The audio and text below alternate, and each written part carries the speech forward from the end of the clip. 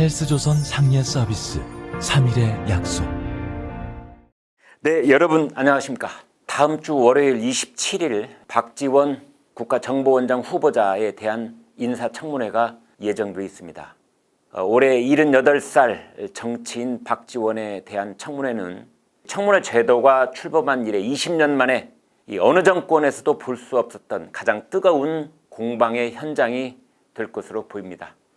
전남 진도에서 초등학교, 중학교를 나온 박지원, 재미사업가 시절, 그리고 김대중 대통령의 신복 중의 신복이라는 소리를 들을 만큼 가장 신임받는 오른팔이었던 정치 이력, 대북 송금과 관련된 특검 수사의 장본인이었던 과거, 불법 정치자금 수수 혐의로 재판을 받았던 흠결, 그리고 최근엔 학력 위조 논란에 이르기까지 어느 것 하나 허투루 넘길 수 없는 파란만장한 발자국들 때문에 이번 인사청문회가 벌써 달아오르고 있습니다. 지난 7월 16일 주호영 미래통합당 원내대표는 문 대통령에게 10가지 공개 질의를 했는데 그 6번째 질문은 이렇게 되어 있습니다.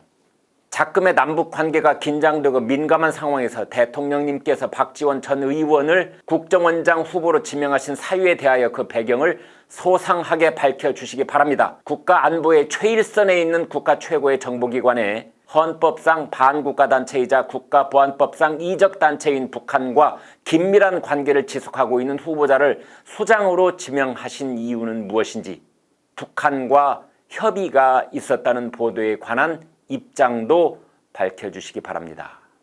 요점은 이렇습니다. 박지원 후보자는 북한과 긴밀 관계를 지속하고 있는 인물이다. 이번 인사를 북한과 협의했는가? 이 두 가지입니다.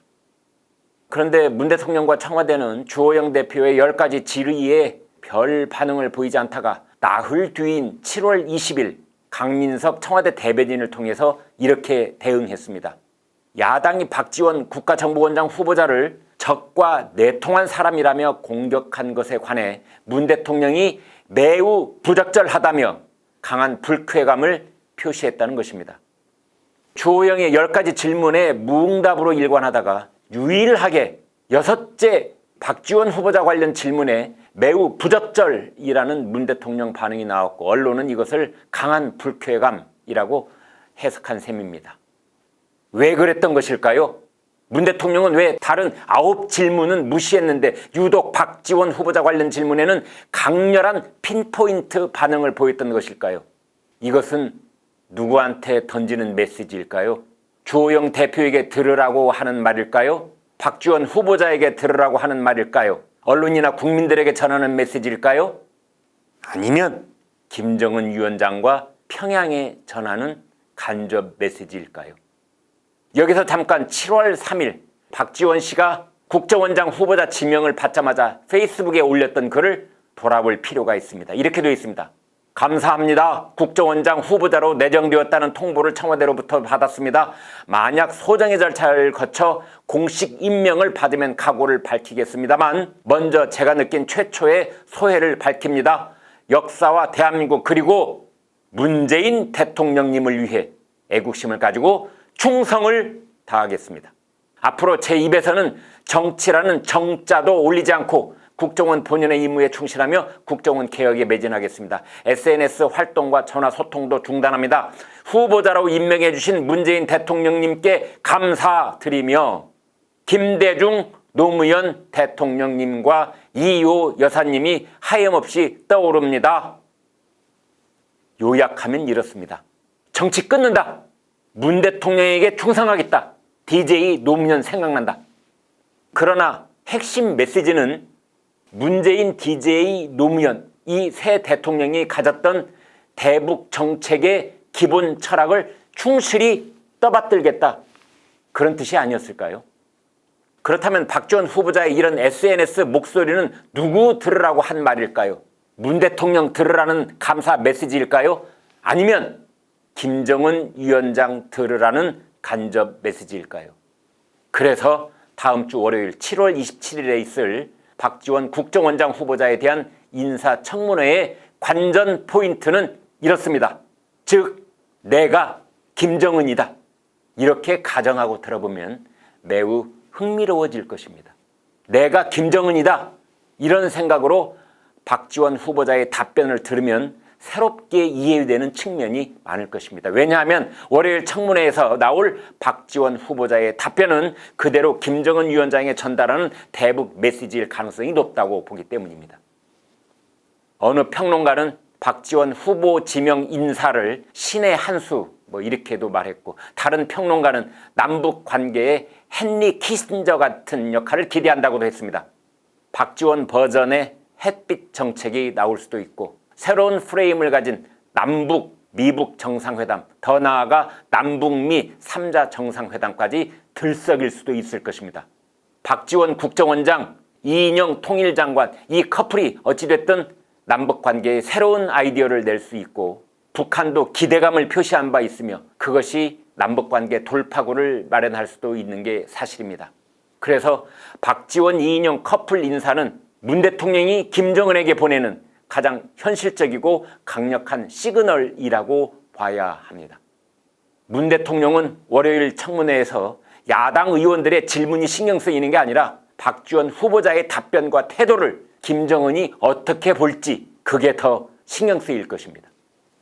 박지원 후보자를 수식하는 말들이 참 많습니다. 좌익의 아들, 성공한 재미교포, DJ의 충신 혹은 DJ의 신복, 정치구단, 영원한 현역, 그리고 굴신의 달인입니다. 박지원 후보자는 1981년 전두환 대통령이 미국을 방문했을 때 방미 환영 단장이었습니다. 그 당시 그는 전 대통령의 형인 전경환 씨의 오른팔이었다고 회고하는 사람도 있습니다. 그러다 김대중 대통령의 신복이 되었는데, 그렇다면 문재인 대통령과는 무슨 관계였을까요?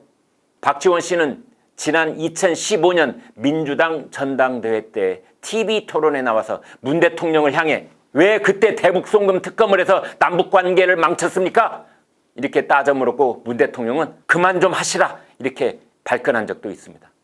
2017년 대선 때는 박지원 씨가 당시 안철수 국민의당 후보 선거대책위원장을 맡아서 매일 아침 당시 민주당 후보였던 문 대통령을 비판해서 문모닝 이런 별명을 얻었습니다. 하지만 문재인 정부 출범 이후에는 문 대통령에 대해 연일 극찬의 발언을 해서 문 땡큐 이렇게 변했다는 말도 들었습니다.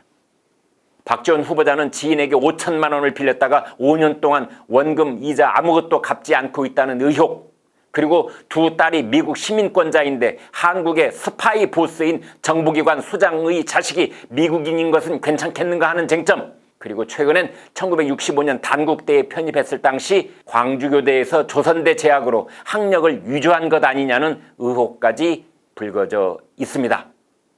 그렇지만 야당의 공격이나 청문회의 결과에 상관없이 문 대통령은 박 후보자를 국정원장에 임명할 가능성이 높습니다. 박지원은 여러 얼굴의 사나이, 그리고 굴신의 달인입니다. 올 1월 한 토크쇼에서 이렇게 말했습니다. 정치인은 바람이 불면 흔들리고 누웠다 일어날 줄도 알아야 한다. 정치인은 천의 얼굴을 가져야 한다. 또 정적을 폄훼하려 할 때는 사정없이 해야 한다. 그래서 박지원의 입에서 나오는 말은 어떤 말을 들어도 놀랍지 않습니다.